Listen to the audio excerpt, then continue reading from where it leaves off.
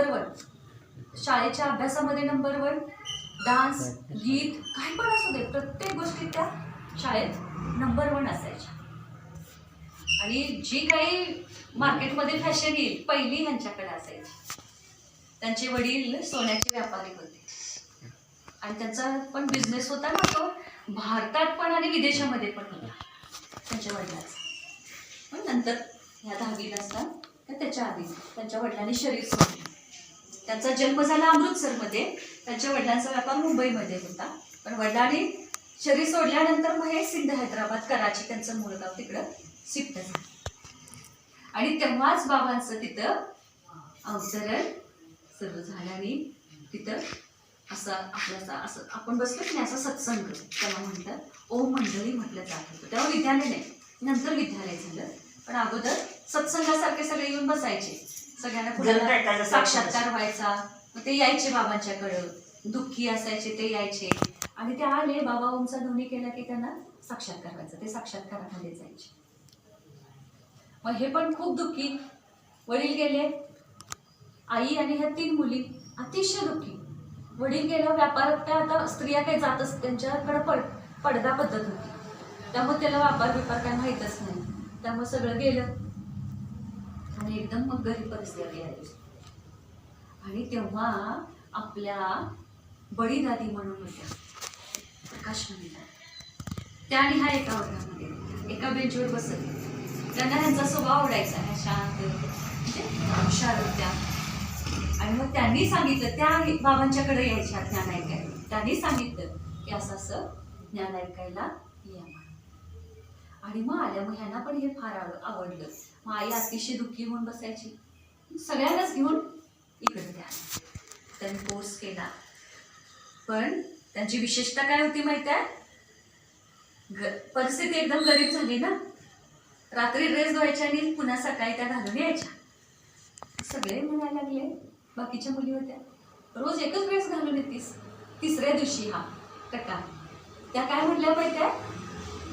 आत्मा को देखो, शरीर को क्यों देखते हो. म्हणजे तिसऱ्या दिवशी एवढं ज्ञान त्यांना मिळालं. लक्षात आलं किती मग हुशार असतील विचार.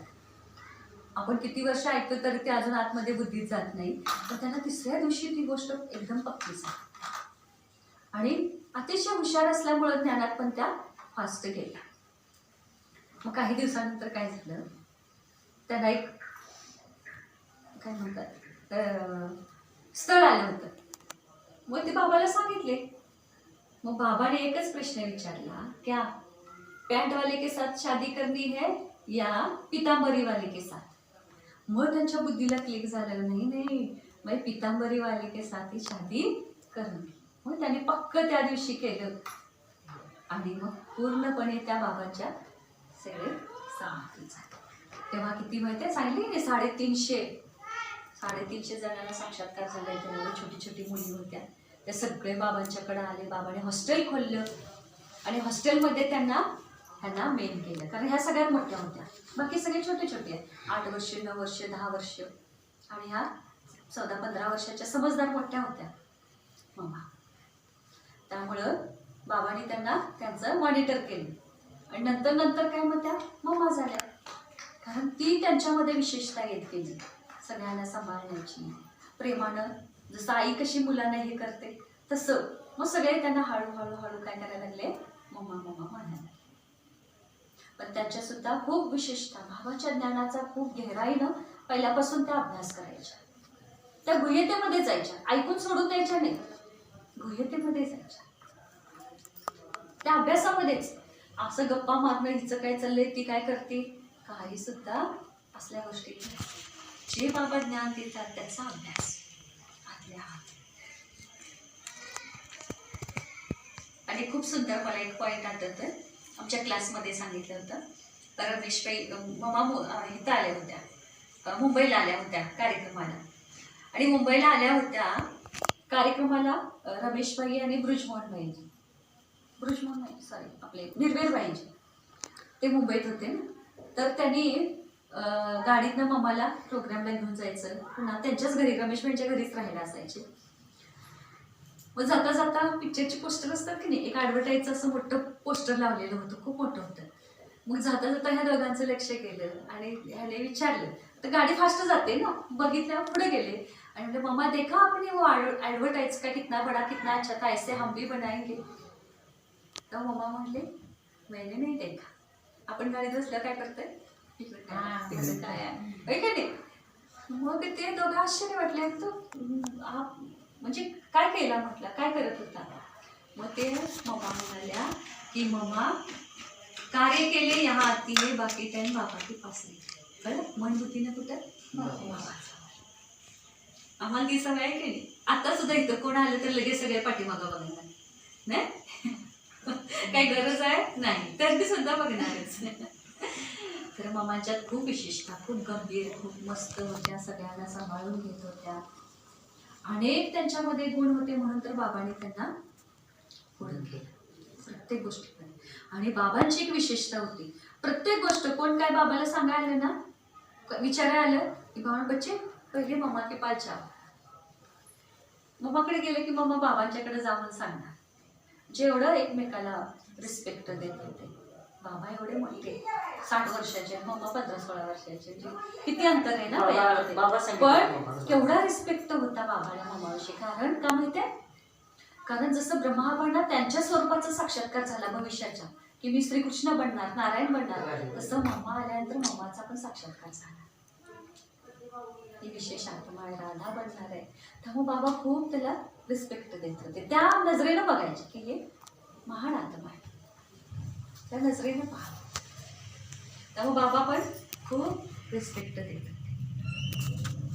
यज्ञामध्ये एकदा तर खूप छान हे सगळे तिथं माउंट आबूला पहाडी आहे ना, इकडे माउंट आबूमध्ये आल्यानंतर पहाडीवर फिरायला जायचे, गर्भवती खायला वगैरे, योगाला जायचे. आणि आल्यानंतर मम्मा कुठून तरी सेवेवरून आल्या होत्या. सेवेवरून आल्यानंतर जगदीशबाई तेव्हा तिथं आलेले बाबांना भेटण्यासाठी, आणि त्यांनी काय केलं, मम्मांची पूजा केली. बाबा म्हणले मम्मा आली वाले बच्चे ऐसा कर, पूजा की थाली लेकर आ जाना. आरती बिरती सगळे आरती केले, सगळे हसायला लागले, पण मम्मा एकदम शांत. आपल्याला कसं एखाद्याने फुल दिले काय जर लगेच आपल्याला हे होते की नाही, तसं अजिबात नाही. जे कायमस्वरूपीची स्थिती एकच होती. हा मला ह्यानी रिस्पेक्ट दिला किंवा हे केलं म्हणून मी आनंदी झालो बाकी दुःखी झालं असं नाही. कायम त्या बाबांच्या यादमध्ये नेहमी हर्षितच असायचे. कधी नाराज उदास नव्हत्या. त्यांना ब्लड कॅन्सर होता, पण कुणाला माहीत सुद्धा नव्हतं की त्यांना ब्लड कॅन्सर आहे. असं वर्णन आम्ही काय म्हणतोय, माझं हे दुखतंय, माझं ते दुखतंय, मला असं होतंय तसं होतंय, करतोय ना वर्णन, पण त्या कधी या वर्णन करत नव्हत्या. आणि त्या ब्लड कॅन्सर असतो त्यांना फार तकलीफ होते, खूप त्रास होतोय. आम्ही बघितलं बाकीचे नंतरचे लोक ज्यांना झालेलं तडफडत असतात, पण मला जरा सुद्धा चूक करत नव्हत्या. चूक नाही म्हणजे काय अवस्था, कशी बाबांची याद केवढी करत असतील त्या, फार याद काय दुखतच नाही, खूपच याद करायच्या. बाबांच्या यादशिवाय दुसरीकडे बुद्धी नाही. त्यामुळं जेव्हा यज्ञामध्ये संकट आलं, तुम्हाला माहिती नाही, आता ती छोटी छोटी मुले होती ती मोठी झाल्या, 16 वर्षाची 17-18 वर्षाची झाल्यानंतर त्यांच्या नातेवाईकांनी, आई वडिलांनी नाही पण नातेवाईकांनी बाबांच्यावर केस केली की आमच्या ह्या मुलींना ह्यांनी पळवून नेली असं. तेव्हा बाबा म्हणले बच्ची बाबा नाही जाएगा कोर्ट में, मम्मा को ही जाना है. शेवटी भगवंत आहे ना कोर्टामध्ये कसं जाणार, पण मम्माने सगळ्यांना सोडवून आणलं. तिथं किती लोक ते वाईट वाईट प्रश्न विचारत होते, क्या बाबा आपके सिर पर हाथ घुमाता है, सबको गोदी में बिठाता है, काय काय काय काय. तो मम्मा म्हणले क्यों, आप अपने बच्चों को गोदी में नहीं बिठाते हो, आप अपने बच्चों को सिर पर हाथ नहीं घुमाते हो. जजला त्यांनी असं म्हटल्यानंतर जज गारच पडले, हे बाबा हमारा पिता है. जे किती सुंदर त्यांनी समजावून सांगितलं. तेव्हा जजनेच काय केलं माहिती आहे, त्या सगळ्यांना सुट्टी दिली आणि मग खूप सुंदर हे संघटन विद्यालय एकदम हे झालं, मजबूत झालं. त्याच्यानंतर तर फारच मजबूत. त्यामुळं मम्माच्या समोर जज येऊ दे, वकील येऊ दे, कोणी पण येऊ दे, त्या तिथल्या तिथं व्यवस्थित पॉईंटनुसार त्याला शांत करत होते. आणि मग बाबाने काय केलं माहिती आहे, सगळ्यांना त्यांच्या घरी पाठवलं. जाऊन तुमच्या आईवडिलांचं लेटर आणा की असं असं मी माझ्या मुलगीला स्वइच्छेनं तिथं ज्ञान घेण्यासाठी पाठवलेलं आहे. आणि तेव्हापासून हा नियम निघाला. त्याच्या आधी काही लेटर बिटर काही नव्हतं. म्हणजे बरोबर आहे तसं यज्ञामध्ये आता ती काळजी घेतल्यामुळे कुणी काय म्हणायचा प्रश्न येत नाही ना, बाबा आमच्या मुलगीला फसवलंय आणि नेले. हे काय तुमचं लेटर आहे, मग भावाचं असेल आई वडिलांचं असेल जे जबाबदारी घेणारे आहेत त्यांचं ते लेटर. मग तिथून पुढे काय सगळं फ्रीच झाले. आणि सेवा सगळीकडं पुण्यामध्ये येऊन सेवा केली, बेंगलोरला केली. मला एक ठिकाणचं मला वाटतं बेंगलोरचाच हा प्रसंग असेल. मम्मा तिथं येणार होत्या, तिथे एक भावाने दादीनं पाठवलं होतं सेवेसाठी आणि तिथं सेवा होत नव्हती. बेंगलोरच मला वाटते. आणि बाबाने मम्माला पाठवलं, जाओ बच्ची जरा देख के आ जाना. म्हणजे त्यांनी बाबाला लेटर लिहिलं असेल, बाबा या सेवा नाही हो रही आहे, जाओ म्हणजे. आणि बघा बाबांनी त्या दादीनं कसं तिथं टच केलेलं.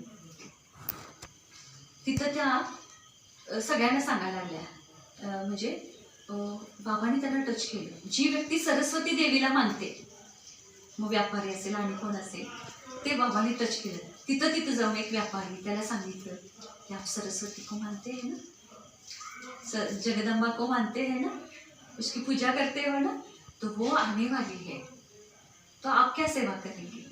मग काय त्या लोकांना आनंदच व्हायचा. मग कुणी हॉल दिला, कुणी काय केलं, कुणी तेलाचा डब्बा दिला, कुणी प्रोग्रामचं सगळी तयारी केली जे असं. आणि त्याच्यामध्ये तो छान प्रोग्राम झाला आणि मग तिथे सेंटर खोलले.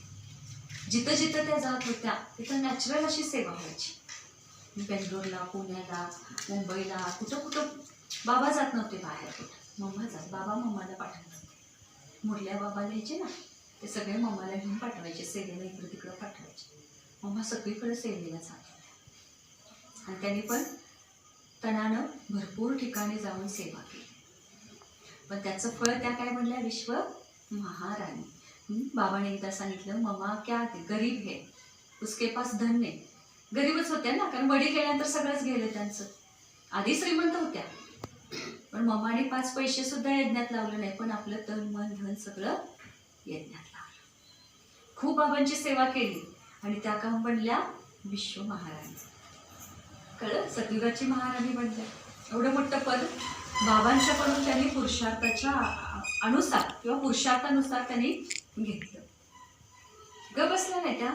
सेवा सेवा आणि बाबा, दुसरीकडे कुठेही त्यांची बुद्धी नव्हती. कोणाची काय आता कसं आपले भांडण होतात की नाही घरात, नाही बहिणीची भावंडांची, तसं यज्ञात पण तुझं माझं काहीतरी एकमेकाचं व्हायचं ना. मग ते कंप्लेंट घेऊन यायचं, ये ऐसा करती ये ऐसा करती. तेव्हा मग तिच्या चांगल्या, मग वो ऐसी है, वो मिठी है, वो प्यारी है असं सांगणार. असं नाही होय होय ती तशीच आहे अशीच आहे आपण म्हणतोय ना लगेच, पण तसं नाही.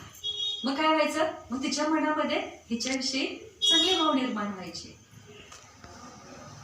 असं करून सगळ्यांचे संबंध सुद्धा त्या चांगलं करत. त्यामुळे बाबांनी त्यांना ओळखूनच यज्ञाची जबाबदारी. आणि विशेष आणखी एक गोष्ट म्हणजे, जेव्हा मम्मा यज्ञात आल्या तेव्हा बाबाने आपली सगळी प्रॉपर्टी, थोडी प्रॉपर्टी होती करोडोची, सगळी प्रॉपर्टी बाबाने मम्माच्या नावाने केली. बाबांची मुलं होती तर त्यांच्या नावाने नाही केली, मम्मांच्या नावाने केली. आणि 8 माता, म्हणजे बाकीच्या 8 जण घेतली, त्याच्यात मेन मम्माला केलं आणि सगळी प्रॉपर्टी म्हणली. ही सगळी शिवबाबांच्या कार्यासाठी. बाबाने 5 पैसे सुद्धा स्वतःसाठी ठेवले नाही. माझं कसं व्हायचं, माझ्या मुलांचं कसं व्हायचं, बायकोचं कसं व्हायचं, नाही. काय लागलं तर ते त्यांच्याकडून मागून घ्यायचे. विचार 60 वर्षाचे ते आणि ह्या 16 वर्षाचे मागून घेणं किती. घरात आपण म्हणतोय मी काय मागून ते पाहिजे असं म्हणतं की नाही, घरातल्या घरात सुद्धा नाही जावंचं वगैरे असं होतंय ना. पण इथं त्या थोड्या छोट्या असून बाबांनी सगळं त्यांच्या हवाले केलं.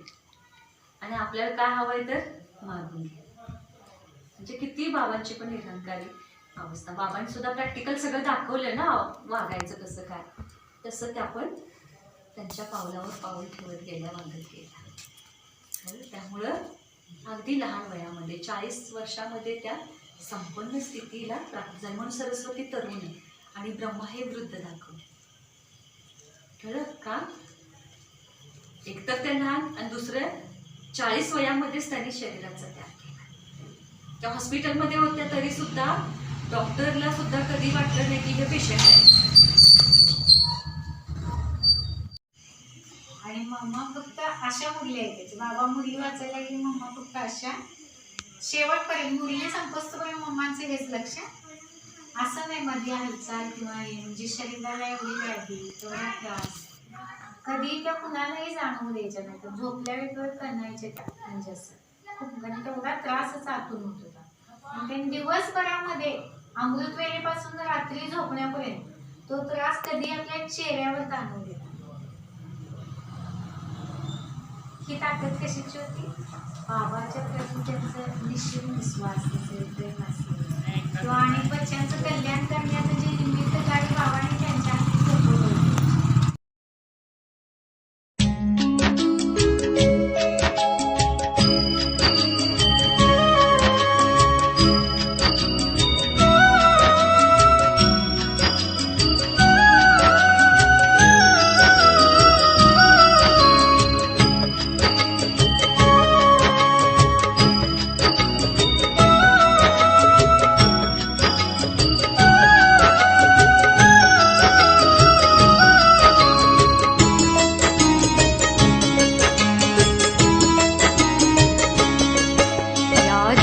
उतर कर नैनों से दिल में समा जाओ। बच्चे पुकारते हैं मम्मा, फिर से धरती पर आ जाओ। यादों से उतर कर नैनों से दिल में समा जाओ। बच्चे पुकारते हैं मम्मा, फिर से धरती पर आ जाओ। फिर से धरती पर आ जाओ, फिर से धरती पर आ जाओ। यादों से उतर कर नैनों में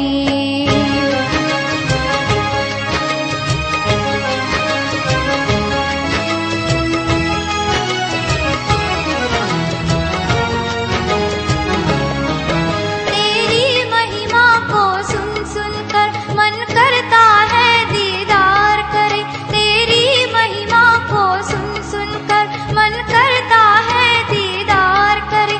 तुम प्यार की सरिता कहलाती, तेरे प्यार से हम भी झोली भरे। दामन फैलाए आस लिए आ जाओ, आस पुगा जाओ। बच्चे पुकारते हैं मम्मा, फिर से धरती पर आ जाओ। यादों से उतर कर नैनों से दिल में समा जाओ।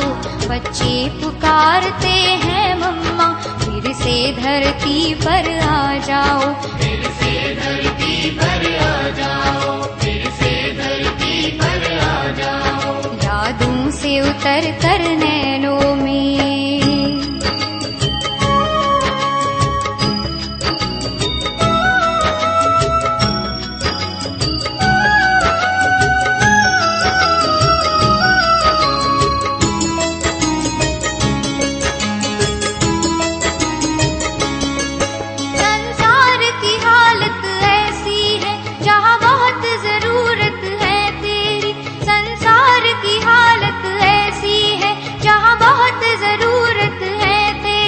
नफरत की धूप है चारों तरफ, आकर कर दो तुम छाओ घनेरी। मीठी दृष्टि और वाणी से माँ प्रेम नीर बरसा जाओ। बच्चे पुकारते हैं मम्मा, फिर से धरती पर आ जाओ। यादों से उतर कर नैनों से दिल में समा जाओ। बच्चे पुकारते हैं मम्मा, फिर से धरती पर आ जाओ। फिर से धरती पर आ जाओ, फिर से धरती पर आ जाओ। यादों से उतर कर नैनों में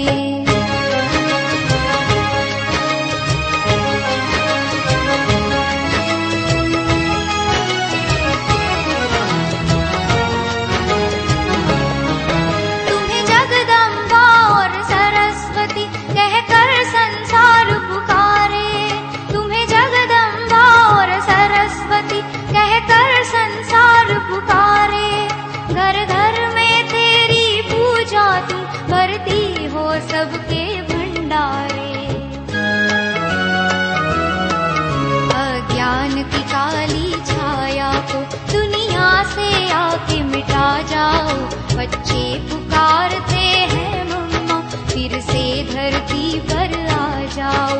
यादों से उतर कर नैनों से दिल में समा जाओ।